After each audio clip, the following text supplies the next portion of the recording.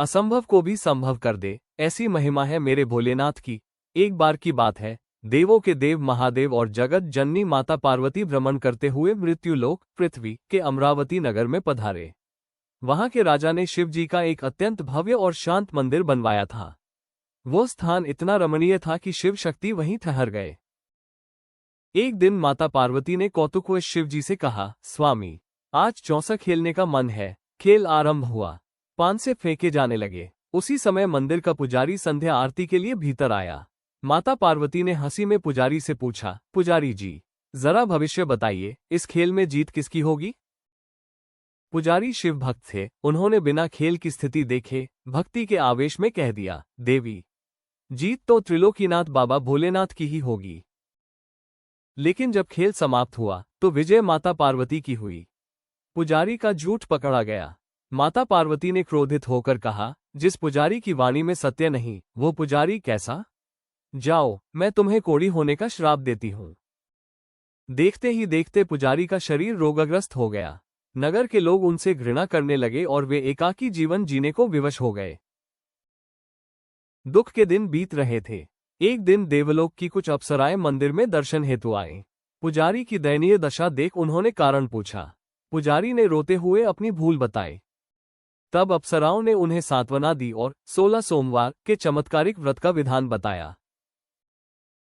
सोमवार को ब्रह्म मुहूर्त में उठकर स्नान करें और स्वच्छ वस्त्र पहने। आधा सेर गेहूं के आटे का चूरमा बनाएं और उसके 3 बराबर हिस्से करें।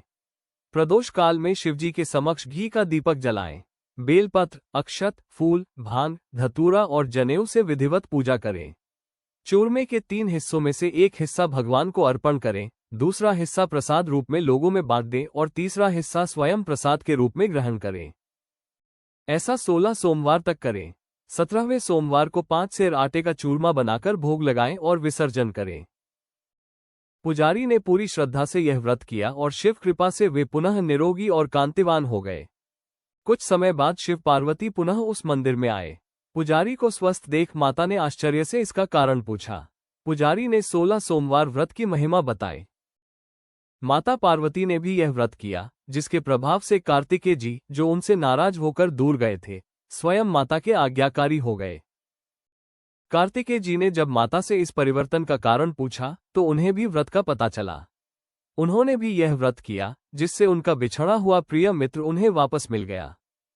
उस मित्र ब्राह्मण ने जब ये राज जाना तो उसने विवाह की कामना से यह व्रत किया।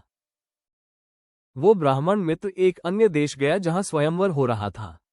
राजा की प्रतिज्ञा थी कि हथिनी जिसके गले में माला डालेगी वही राजकुमारी का वर होगा। शिव कृपा देखिए, हथिनी ने तमाम राजकुमारों को छोड़कर उस ब्राह्मण के गले में माला डाल दी। उसका विवाह राजकन्या से हो गया। समय बीता, राजकन्या को उस व्रत के बारे में पता चला तो उसने पुत्र प्राप्ति के लिए व्रत किया। उसे सर्वगुण संपन्न पुत्र मिला। बड़े होकर पुत्र ने राज्य प्राप्ति के लिए व्रत किया और चमत्कार देखिए, एक पड़ोसी राजा, जिसका कोई वारिस नहीं था, ने उसे अपनी कन्या और अपना पूरा राज्य सौंप दिया। अब वो ब्राह्मण पुत्र राजा बन गया। वो नियम से 16 सोमवार का व्रत करता था। एक दिन उसने अपनी पत्नी रानी से कहा, आज सोमवार है, शिवालय चलो। रानी ने अहंकार और आलस्य के कारण खुद न जाकर दासियों के हाथ पूजा की सामग्री भिजवा दी। राजा ने जब पूजा पूर्ण की तो आकाशवाणी हुई, राजन, अपनी इस रानी को महल से निकाल दे, इसने मेरे प्रसाद का अपमान किया है।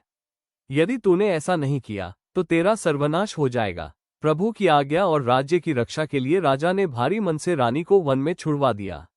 रानी अब अकेली थी। उसका दुर्भाग्य उसके साथ चल रहा था। एक बूढ़ी अम्मा ने उसे सूत बेचने भेजा तो आंधी में सूत उड़ गया। बुढ़िया ने उसे भगा दिया। वो एक तेली के पास गई तो उसके मटके चटक गए। प्यासी होकर नदी पर गई तो नदी का जल सूख गया। सरोवर पर हाथ लगाया तो पानी में कीड़े पड़ गए। हताश रानी एक आश्रम में पहुंची। वहां के गोसाई जी संत ने उसे अपनी बेटी की तरह रखा। लेकिन वहां भी रानी जिस चीज को छूती वो खराब हो जाती। गोसाई जी समझ गए कि यह किसी साधारण दोष का परिणाम नहीं है। उन्होंने पूछा, बेटी, किस देवता का अपराध किया है? रानी ने रोते हुए शिव प्रसाद के अपमान की बात बताई। गोसाई जी ने कहा, बेटी, महादेव दयालु है। तुम वही 16 सोमवार का व्रत पूरी श्रद्धा से करो। रानी ने वन में रहकर पूरी निष्ठा से 16 सोमवार का व्रत किया। 17वें सोमवार को व्रत पूर्ण होते ही राजा के मन में रानी की याद आए। उसने तुरंत दूतों को खोज में भेजा। दूतों ने आश्रम में रानी को पाया। राजा स्वयं उसे लेने आए। गोसाई जी से आज्ञा लेकर वे रानी को वापस महल ले आए। पूरे नगर में दीप जलाए गए, खुशियां मनाई गईं।